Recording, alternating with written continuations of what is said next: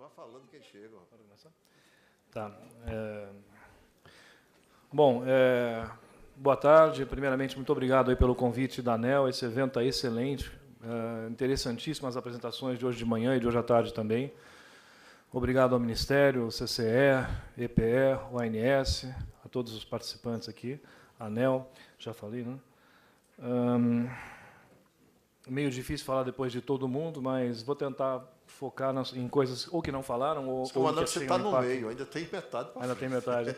Ou então entrar nos pontos que tem algum enfoque diferente. Acho que primeiro a situação é difícil, mas eu acho que é importante a gente também começar aí reconhecendo os desafios vencidos, o apoio recebido. Então, a Abra PCH foi fundada em 2013, nós somos uma associação jovem, nós somos uma associação de pequeno e médio empreendedor. Nosso DNA é de MPME. A primeira medida que a gente tentou fazer foi trabalhar junto à ANEEL para destravar um pouquinho os processos de inventário de projetos que estavam lá. A ANEEL nos ajudou e a gente resolveu, destravou lá 7 mil megas de projetos já com DRI, DRS, 18 mil megas aí de potencial que também tem condição de ser colocado à disposição e pronto para leilão em curto prazo. O problema dos preços inexequíveis do passado também é um problema que eu acho que está superado. Isso aí foi resolvido com a ajuda do Ministério de Minas e Energia, que entendeu os nossos pontos. Isso foi resolvido no primeiro LER de 2016, setembro de 2016, onde a primeira vez a gente teve um preço teto de 248. E a nossa ideia é sempre, olha, colocar um preço bom, um preço que motive o empreendedor a colocar, como foi feito na distribuição. Depois que o sujeito foi lá, gastou, investiu, fez o projeto, colocou, cadastrou para leilão, entrou na lojinha, vai vender, não vai sair da lojinha sem comprar alguma coisa. Eu acho que esse tem que ser o racional. Você dá um sinal positivo para o empreendedor empreendedor vem. Não dá um sinal positivo, não vem. Retirada das restrições à participação da CGH, isso aí foi uma medida que o Dr. Barata, aqui do ONS, fez quando ainda era secretário executivo do MME. A gente agradece e reconhece muito por esse trabalho. Não foi fácil, foi demorado. A qualidade do diálogo com o Ministério, EPE, ONS, CCE, ANEEL, acho que está muito bom. Essa equipe tem uma abertura e uma disposição para o diálogo muito boa. Relacionamento com o Congresso é uma coisa que a gente investiu bastante também, e união e engajamento do setor. Agora, a gente tem uma série de desafios remanescentes para superar. A gente ainda está muito longe de recolocar as hidrelétricas, principalmente as PCHs e CGHs, no patamar que elas deveriam estar para o bem do país, da sociedade como um todo, né? Hoje, o nosso principal desafio é licenciamento ambiental e um pouquinho das interferências do Ministério Público. Nós entendemos que isso vem de uma...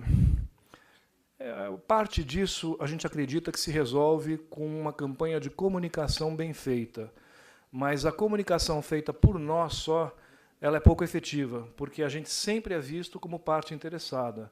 Então, você já começa com o seu argumento e os seus números, por mais factuais que eles sejam, eles valem só 50%.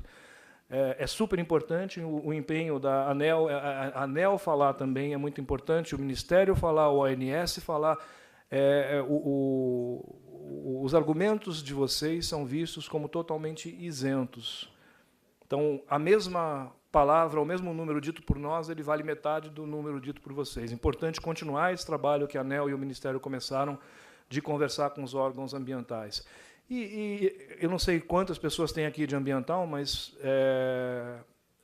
essa demonização de hidrelétrica e de reservatório, ela piorou, inclusive, o meio ambiente, né? Hoje, a tecnologia mais aceita de análise ambiental é socioambiental, né? Então, a gente piorou o emprego, nós estamos hoje com 14 milhões de desempregados, não é só por causa da crise do setor elétrico, mas é também, e em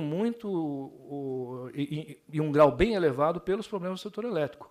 Energia é coisa muito séria, energia é insumo básico de qualquer economia moderna. Países com economia, com energia a preço competitivo e boa qualidade prosperam, países sem energia a preço competitivo e de qualidade naufragam. E a gente vai naufragar se a gente continuar indo nesta toada que a gente está indo. A gente teve um aumento das nossas tarifas de energia elétrica de 450 contra 150 de IPCA em 15 anos. Isso é uma barbaridade. Não tem cabimento um país com o potencial hidráulico que a gente tem hoje estar no ranking da energia como a sexta mais cara do mundo. Alguma coisa está muito errada aí e a gente precisa corrigir isso aí pelo bem da nossa economia, pelo futuro dos nossos filhos, netos, bisnetos, para deixar um legado de um país melhor, né? Pô, está tão difícil. O país caiu 7% de PIB em 2 anos, faltando dinheiro para tudo. Pô, se a gente tem como melhorar o preço de energia, melhorar por aí, sem tirar dinheiro do contribuinte, sem tirar dinheiro do consumidor, por que não fazer, né? E tem alternativa boa e barata para fazer isso. Outro problema muito sério, demonização irracional de reservatórios. Isso não é um problema só para o setor elétrico. Isso aí eu acho que vai ser resolvido agora, porque nós chegamos num ponto, a gente precisa chegar sempre no fundo do poço no Brasil para a gente tomar as medidas que precisa, né? A gente chegou num ponto que está faltando água para beber, para cozinhar, para tomar banho, aqui em Brasília, em São Paulo, no Rio. Isso é falta de reservatório. Nossa crise hídrica, eu não gosto desse termo crise hídrica, né? O nosso quadro hidrológico, ele não é só falta d'água. A gente teve 3 anos muito críticos de hidrologia, sim. A gente está tendo mudanças climáticas, sim, mas tem uma componente muito grande aí no meio que é falta de caixa d'água.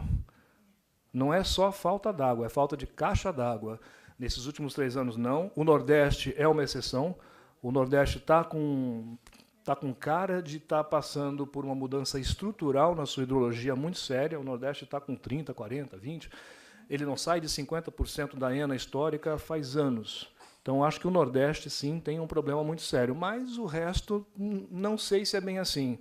A gente fez um estudo assim, bem simplório. Levantamos aí de 2000 a 2016, até comecinho de 16, as ENAs do Sistema Interligado Nacional acumuladas, mês a mês. Tá? É média.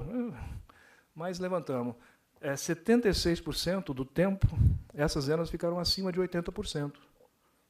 Se a gente tivesse um sistema de reservatório minimamente bem dimensionado, a gente não deveria ter problema. Ele deveria ser capaz de aguentar essa variação de 20% para baixo.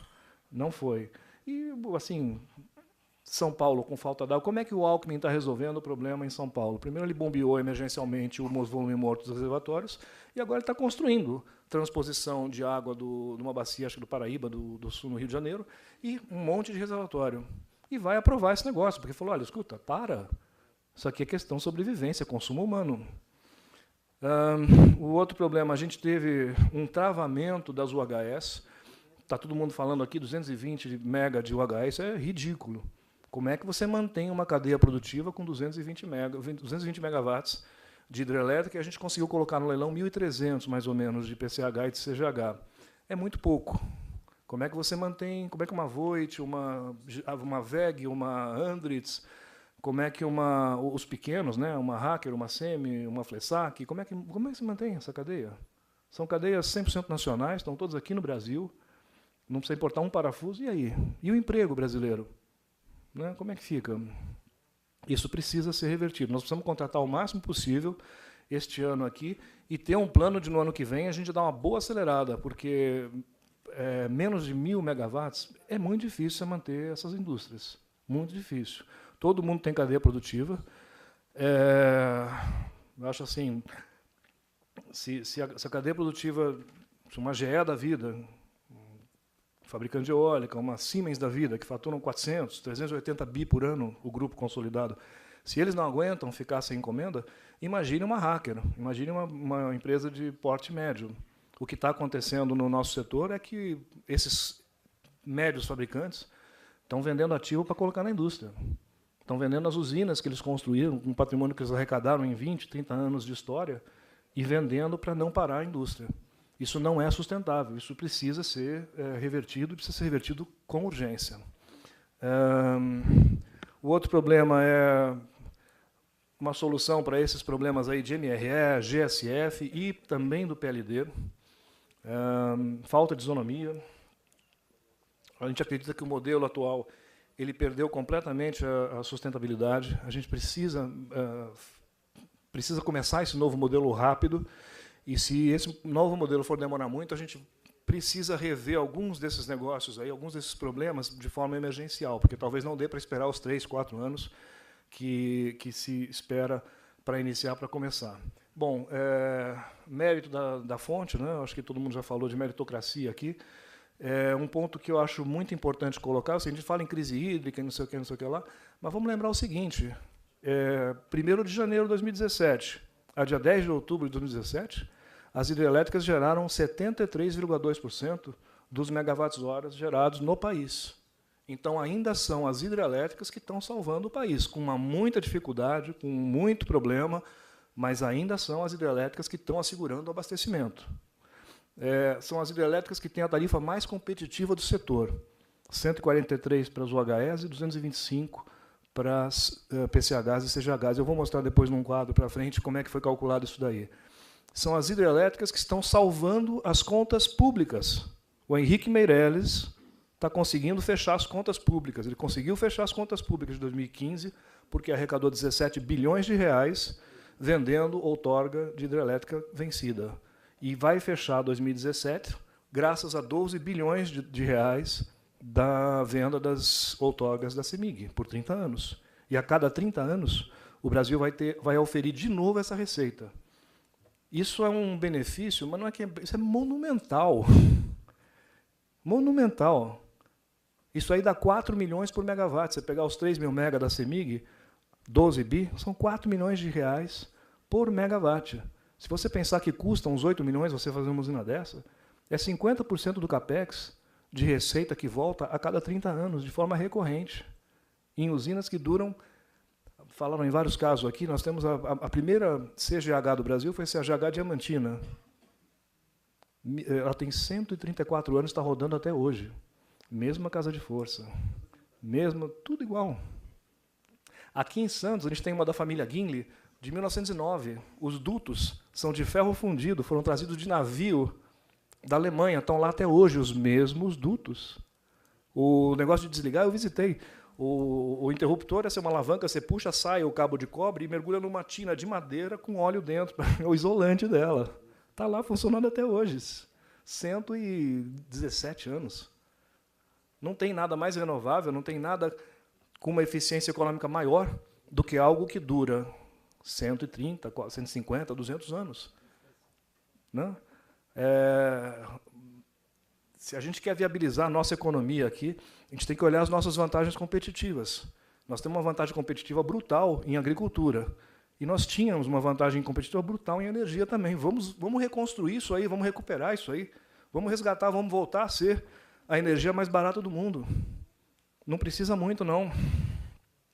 Bom, os atributos eu não vou repetir, porque eu acho que já foram ditos aqui bastante. Não cabe sempre estressar a história da... Olhar aqui o cronômetro para administrar esse tempo. O fato da cadeia nacional, do emprego nacional, etc. O Brasil está fazendo o som do sangue para criar emprego e não faz o menor sentido a gente não estimular, não manter uma cadeia nacional, algo que está funcionando já. O Brasil não focar, não priorizar a hidrelétrica é que nem o deserto do Saara resolver não usar o sol e optar por uma matriz hidrelétrica. Não faz o menor sentido, né? Cada macaco no seu galho. A gente tem um potencial hidrelétrico, ele é limitado, mas o que a gente tem que fazer. Não faz sentido não fazer. Bom, aí o grafiquinho de onde que veio aí a geração esse ano, né? Então, 73% das hidrelétricas, 17% foi térmica, 6,9% as eólicas no Nordeste desempenhando um papel super importante, a gente reconhece.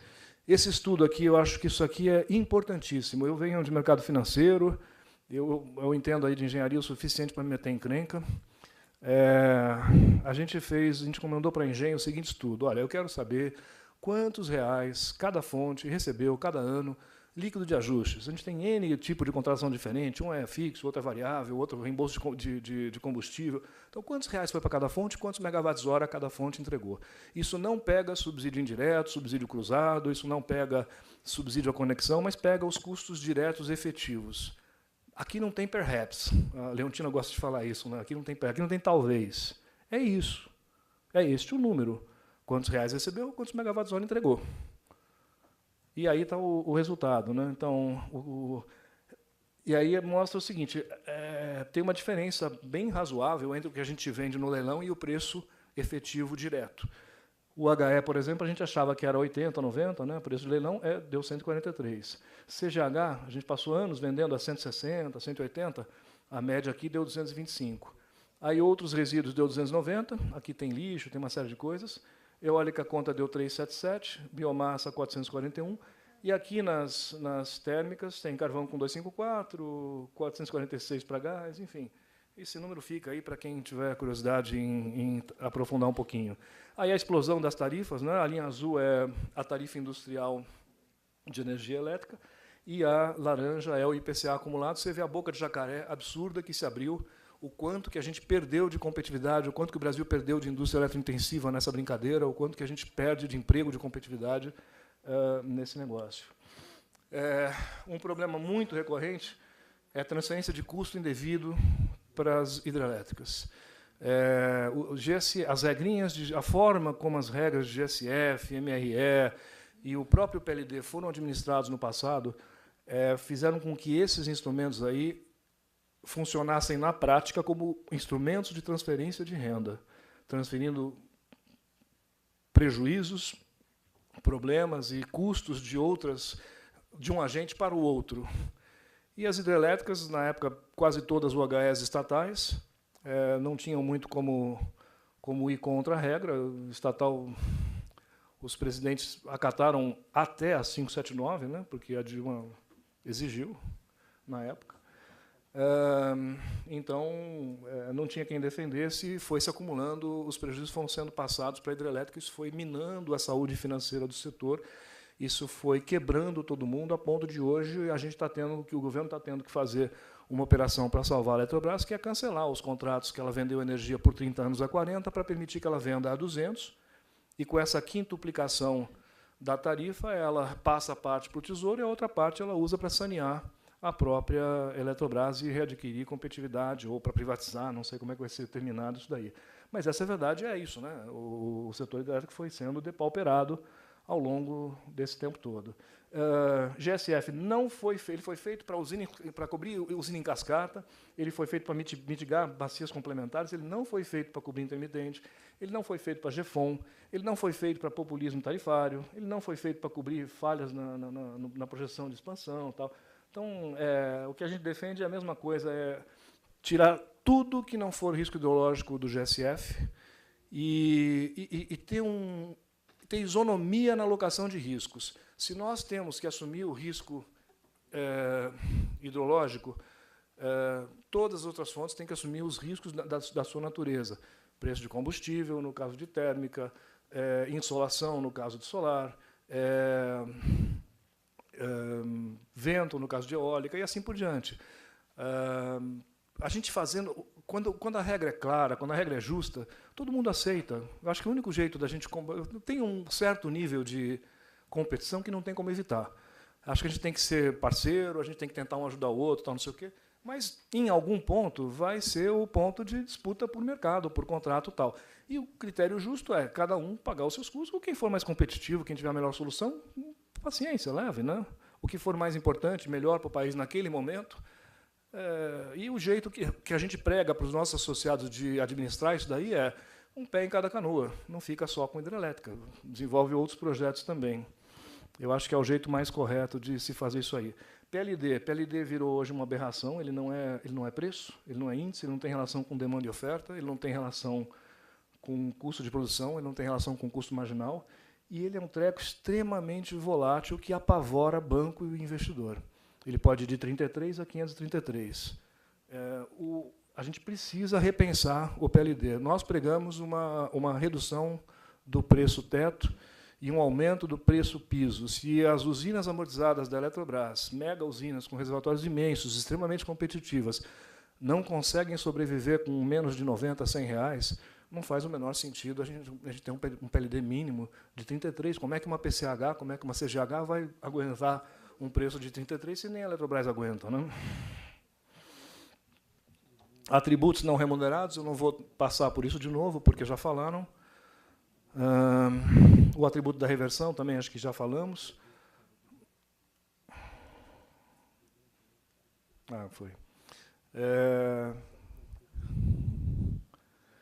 Bom, o GSF já falamos também, né, da proposta.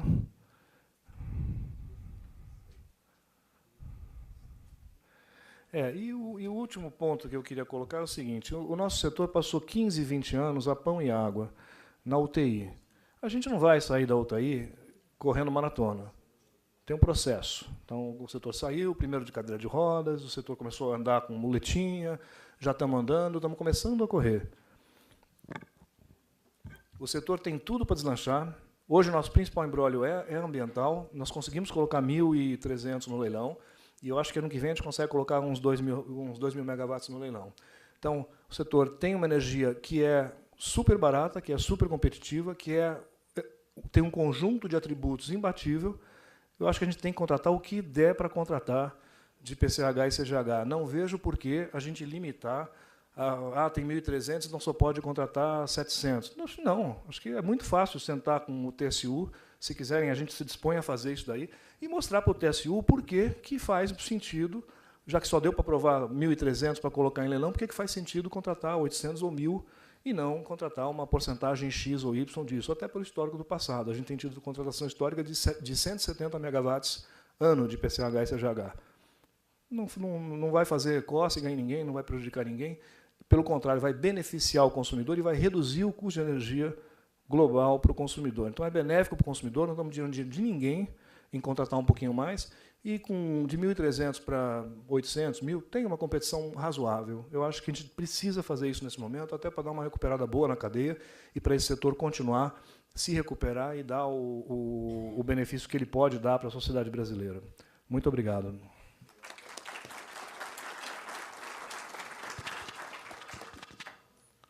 Obrigado, Paulo. Vamos pedir a Elber agora que se defenda.